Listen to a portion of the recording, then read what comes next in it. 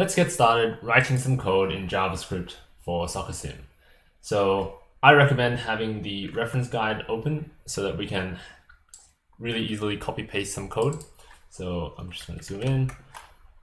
This basically gives us all the functions we need. So like setting the motor speed, stopping the motors, and also getting all the different information that we need.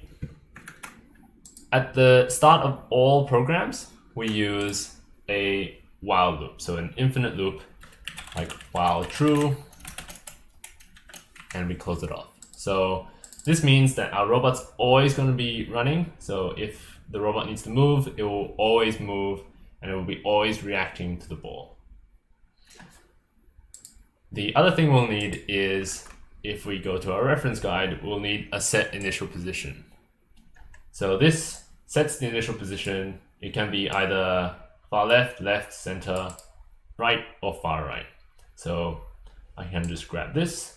I'll grab the comment as well and throw it up here. So set initial position to center. And here's our while loop. Let's make our robot just move forwards. So go back to our reference guide, and we have a set motor speed. We can set motor A and motor B to be some particular number, so we'll just grab these two, go back to our program, and just paste them in. Let's just move forwards. So 100 is the maximum. It's between -100 and 100, and 0 means that it stops. We can press play, and our robot's moving forwards. And it's centered when it starts, so you can see it snaps to the middle. Let's use some other functions. So let's say if the ball is very far away, then we move forwards, we drive forwards until it is close to the ball. So that's an if statement. So it's like if the ball is close or far, then we do something or do different things. So if our condition is going to be related to the ball distance. So if we go to a reference guide, we can get the ball angle, we want the ball distance. So it returns the current ball distance relative to the robot in pixels. So we can grab this. You can use the rulers to sort of gauge how far away things are. So get ball distance. Let's say if it's greater than 100, then we'll move forwards. So we need some brackets around this, and we can tab it. So if the ball distance is greater than 100, move forwards. Else, we want to stop moving.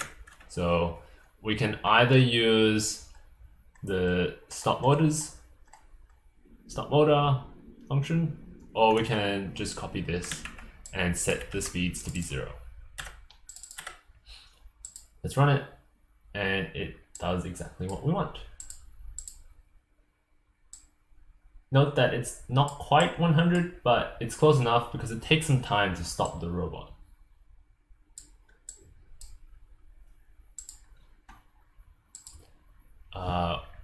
If you write some wrong code, so for example, if we forget some braces, and when we run it, it will throw an error. So unexpected token, the numbers here are sort of the line numbers, but in this case, it's not quite the line number.